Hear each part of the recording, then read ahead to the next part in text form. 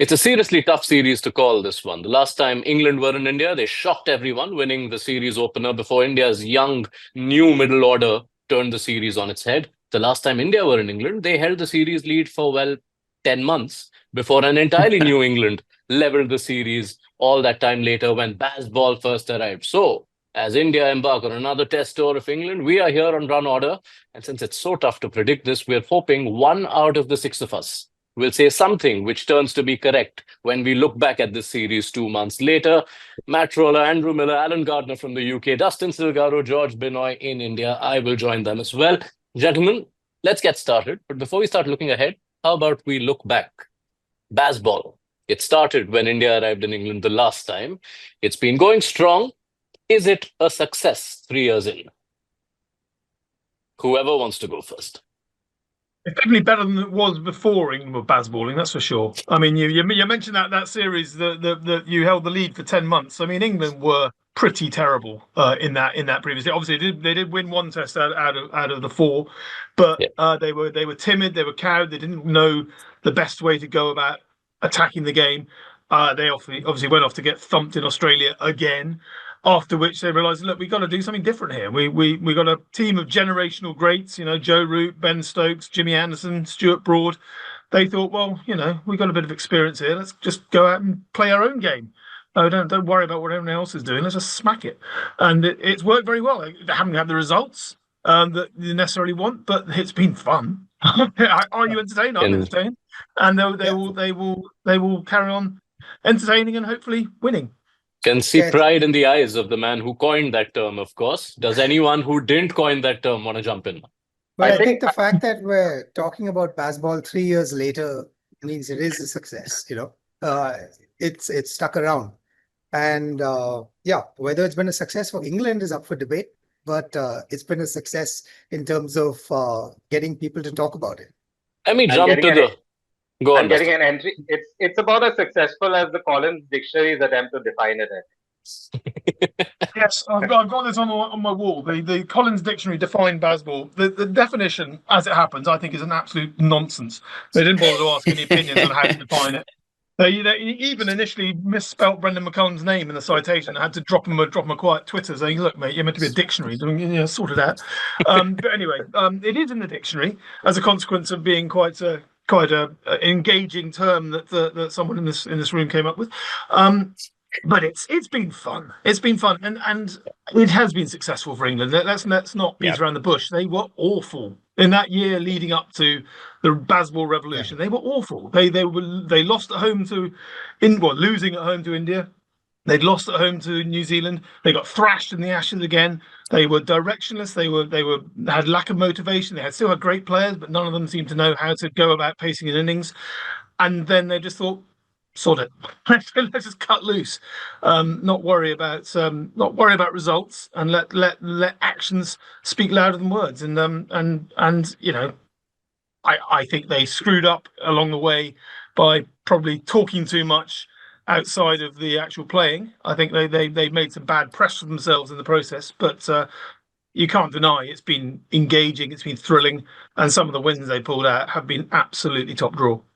And also, we're talking about it like a team that's not won a lot. They have been pretty bloody good in that Bazball era. If you date that back to June 22, only Australia have a better win-loss record in the world. It's significantly better than India's results in that time, despite their dominance at home, at least until last year. But 23 wins out of 36 going into this series under Bazball. It was, I think, 12 wins in the 36 before that. Dustin? 11 out of 22 in the last World Test Championship cycle, though. I think saying Bazball is a success because the results are better than they were before Bazball is a bit like saying vegetarian biryani is a success now that they add soy chunks to the beans, carrots, and potatoes. I mean, it's still not biryani, and I still don't think England are a successful test team. I mean, the fact is, like I said, their win percentage, forget about the drop points. In the last World Test Championship cycle, it's just above 50%, even if you don't count the overrate points. India's win percentage was 50%, and yet we're talking about India's test side as if it's in crisis and needs a revamp. And somehow we're talking about England test cricket as if they're reliving the glory days. A lot of their success has come at home on tailor-made pitches. Remember when India won 18 test series in a row at home, and people said, well, that's not that big a deal because the pitches favor you. India were number one in the world for a long time in test cricket, and everyone said, that's just based on home success. Bazball outside the UK, I mean, they lost in Pakistan. They lost to a side that changes their captain and coach after every test. They lost 4-1 in England. I don't think you can call that a sort of very successful test team just because the results are better than they were before. They just I think rolled Gardner, over New please. Zealand in their last series. A New Zealand side without Trent Bolt and Neil Wagner. You're That correct. beat India though. The The purpose glove. of Bazball is So not that- really about winning or losing. It's about well, A, it's about perpetuating mentions of Bazball, which is very successful at, and B, it's about saving Test cricket. And look, here we are, a few mornings after Temba Bavuma lifted the Test mace. It's never been in a better place. Bazball has given India Yashasvi Jaswal. So what more could the concept be asked for? I want to ask someone, will India be scared of Bazball? Dustin has given his take on it. George, I expect you to be the voice of reason. I don't think India are going to be scared by Bazball, but they will have to have sound plans to contain it. And if things begin to get away from them on the field, Gill's captaincy will come under scrutiny very, very quickly and in a very, very harsh manner, because like England could run away to 150 in a session, maybe, and then things start to unravel fairly quickly. So yes, they won't go into it afraid of Bazball, but they will need to have solid plans to contain it. What will those plans be? And before that, beyond Jasprit Bumrah. Yes. So there are at least 2 tests, bare minimum, Yeah. for which India needs some serious amount of planning. But before we get into that, Miller, is there any term you have in mind for this Gill Gambhir? What can we start calling it? We've been watching Bazball all week at Lords. I think we've run out of ways to start coining new things. Let's just let their performances speak louder than any coining. But what I will say, looking at the way that India came to the party in India after England won that first test in Hyderabad, I still recall just how timid and how unsure of how they wanted to go about it India were in those probably first 2.5 tests. I would argue. Gill scored 100, didn't he? He was a very lucky 100. Probably shouldn't have got out of single figures. I think he missed about 3 times. He did not know whether to stick or twist, and it took Jaiswal and his incredible self-confidence to come storming through and say, look, this is the way we do it. But up until that moment, I maintain that England had India. They were in India's heads. England knew how they wanted to play. India didn't know how they wanted to play. And, by the end of that series, they did know how they wanted to play. So coming over here, will they come over with the same attitude? Probably. Will Jaiswal be able to reproduce the same sort of 6-hitting amazement that he produced in Indian conditions? I don't know. We'll see. Will I Jaiswal find someone like Jimmy Anderson to boss around the way he did 1 year ago?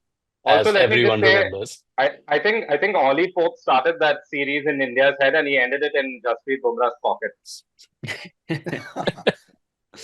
All right.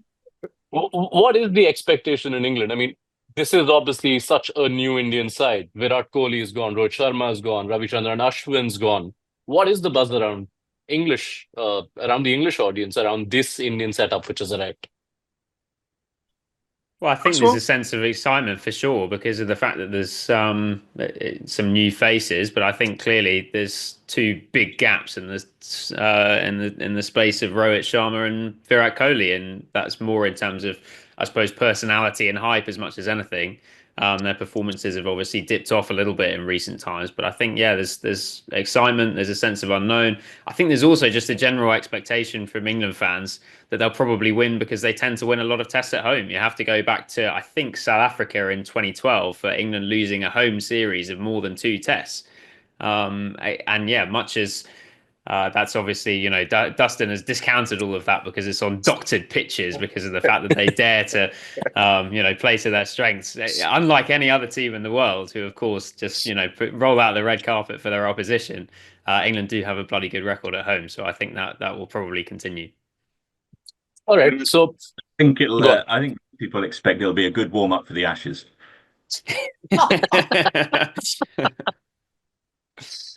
Okay, then. I want to get into predictions, but before that, we also need a sense on what kind of surfaces can we expect to see. Do we expect something like what happened in the WTC final that the world has just witnessed when no one could bat? Or is it like the pitch the English guys offered to India A, where everyone got to bat, everyone scored runs for fun? Where is it? It's been so dry. I reckon they'll be flat. It's been. I know people won't believe it that England could possibly not have rain, but it's been a really dry summer, and I just can't see how it's going to be nipping around on day one at Headingley. I could be completely wrong come Friday, but my expectation is roads. Philip? And that's Bazball's strength, isn't it? That's winning in Rawalpindi and Multan. I mean, that's what they want. And anything that takes, blunts the edge of Bumrah for the 3 tests he plays, then that's a good thing. I should imagine they'll be viewing it as. George, Dustin, as much of a challenge it may feel like it could be to a young Indian batting lineup if it were to be doing tons of things, will it in a way benefit India if the pitches are seriously challenging just because of how much better their bowling attack is, especially in those games Jasprit Bumrah is around? Whether bowling friendly conditions will benefit India? Yeah. Yeah, I definitely do think it will close the gap between the two sides, because I think India's batting is largely untested in England, this particular batting order, and England have all that Bazball experience of playing at home. I think that might bring the gap a little closer. But if Matt's prediction is right, and the conditions is going to be sunny and pretty flat, India's batting, they back themselves to score the runs, because they're not going to win a 5-test series by not putting up scores of in excess of 350. They will have to do that.